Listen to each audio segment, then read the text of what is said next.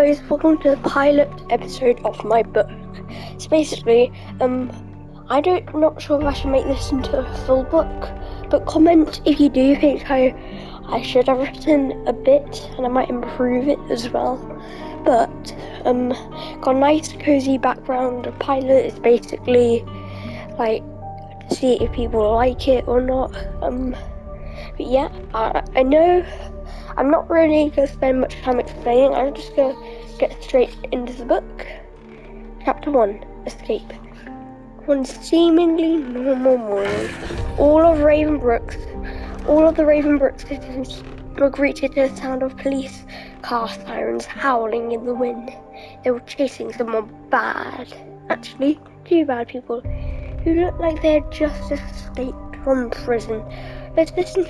The citizens who get up at 5:30 a.m. on a summer's day wouldn't know who they were because they were wearing big masks until Officer Leslie shouted, "Dale Taps, Gordon Cleve, come here now." The reply, later that morning at 8 a.m. Officer Liam Hall Dunsey, who was the officer from the big city who had just moved to Raybrook's alarm didn't wake him up for his 5 a.m. errands, and it got worse. When he was about to leave for work, he heard on the TV, Dale Taps and Gordon Cleve have escaped prison.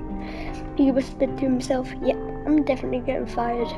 Once he got to Ravenbrook's police department, he went upstairs to his office, and without surprise, Officer Keith Newton Nelson, the head police officer for the Ravenbrook Police Department, was standing there with his partner, Leslie Horner. "And what do you think you're doing?" said Officer Keith. "Oh, my alarm didn't go off," said a scared voice. "Oh, did it not?"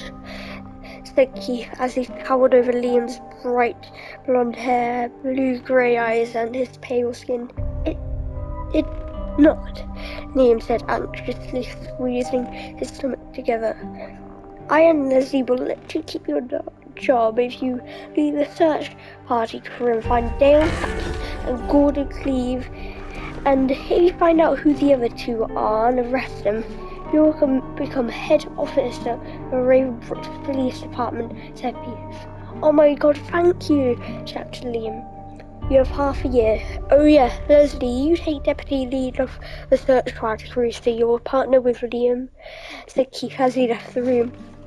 "So I guess see ya at the search party tonight at 8, so see ya," said Leslie as he left the room. "See ya," said Liam as he sat down at his desk happily.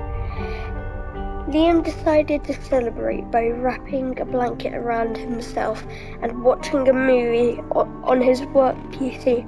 Once he got home from work, he still had about 4 hours until the search party, so he decided to call the rescue squad, since they were his only friends in Ravenbrook, apart from Leslie. But Liam and the rescue crew met when Liam was in his police car driving to Ravenbrook.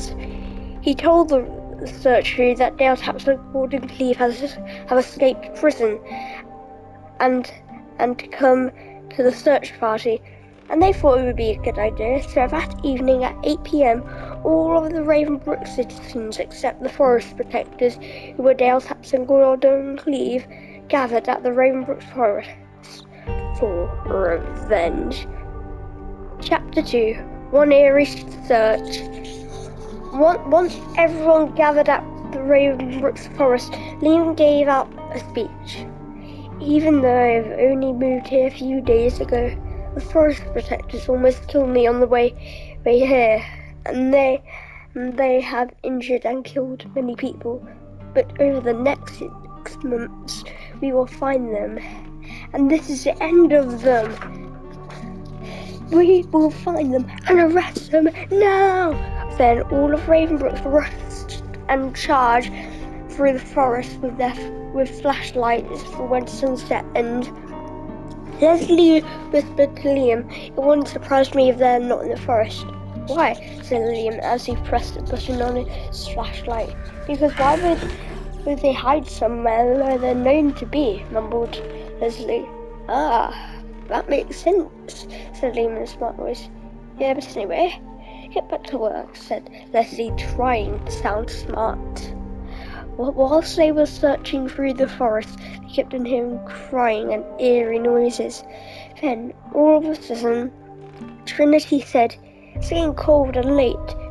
Me and the rescue crew are going home," and she said it nervously. Liam knew she was faking it because the rescue crew was scared of the crying, obviously. Leslie bent over and said, "Come on, we can't wait any longer." So the search continued further into the forest. And the further into the forest they got, the louder the crying became until, whoosh, crash, whiz, a storm that would probably have had a red warning if it was documented appeared out of nowhere. Liam quickly pulled his camera out before being hit with an ice cream stand. Before an ice cream stand hits him on the head.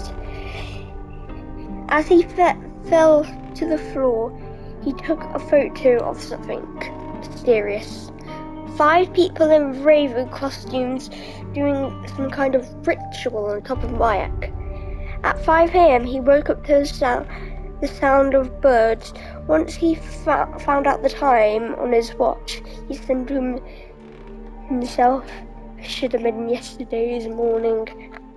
When he woke up, everyone else was still knocked out. He decided to head back home. Once he got back home, he turned the TV on. The local Rosenrooks news wasn't on because they were in the forest. So he just turned on the Discovery Channel and got out tea, which was his favourite thing to eat, or shall I say, drink.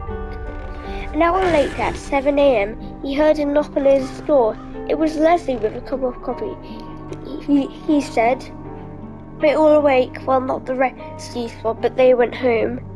"Oh, hello, Leslie," said Liam in a shocked voice. "Hello. Oh, you like tea? I know the best place for coffee, donuts and tea. The mall, actually. That's where I got my coffee," said Leslie. "Let's go. I need to refill my tea," said Liam. Well, that's it for the pilot episode.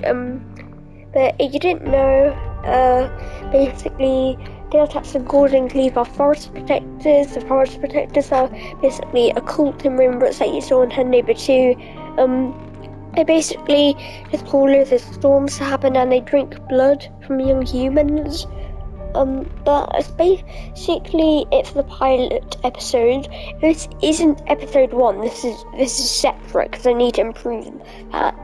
But I hope you guys enjoyed today's video. Goodbye.